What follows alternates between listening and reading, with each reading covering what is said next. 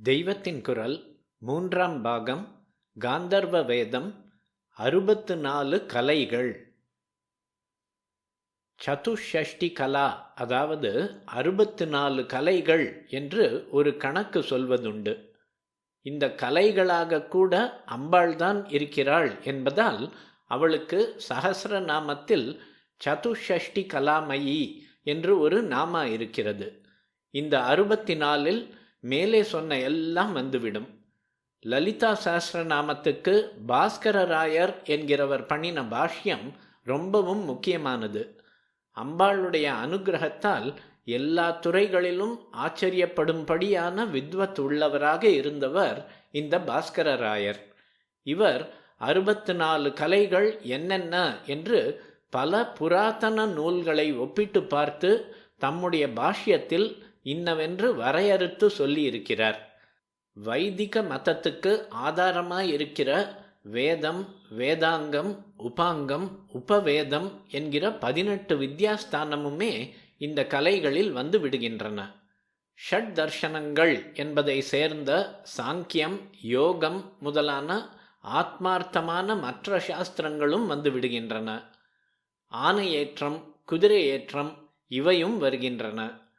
மந்திர சக்தியால் பண்ணுகிற ஆகர்ஷணம், வஷ்யம், திரஸ்கரிணி என்ற கண்கட்டு வித்தை, இந்திரஜாலம் என்னும் மேஜிக், பித்தளையை பொன்னாக்குகிற ரசவாதம், வைத்தியத்தை சேர்ந்த நாடி சாஸ்திரம், விஷத்தை இறக்கும் காருட சாஸ்திரம், ரூப லக்ஷணத்தை கொண்டே ஒருத்தனின் குணத்தையும் வாழ்க்கை போக்கையும் நிர்ணயம் செய்யும் சாமுத்ரிகா லக்ஷண சாஸ்திரம், ரத்ன பரீட்சை முதலான பலவற்றை 64இல் காட்டுகிறார்.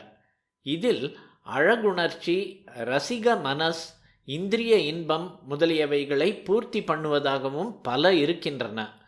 மாலை, வாசனை பொடி, நகை நட்டு முதலியவை செய்வது, பின்னுவது, எண்ணெய் தேய்ப்பது, பட்சிகளுக்கு பேச்சு சொல்லி தருவது, யௌவனம் உண்டாக்குவது, புதிர் போடுவது, ஒருத்தர் முடிக்கிற வார்த்தையையே இன்னொருத்தர் ஆரம்ப வார்த்தையாய் வைத்து அந்தாதி பாடுவது.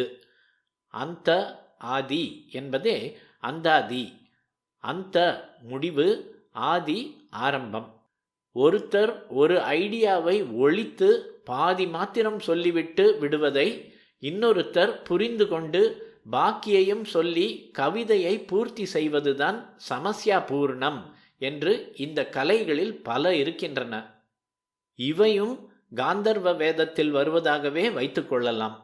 இப்படி பார்த்தால் ஜர்னலிசம் என்று தற்போது பகுஜன வசீகரத்தோடு இருக்கிற பத்திரிகை தொழிலும் இதை சேர்ந்ததாக ஆகும்.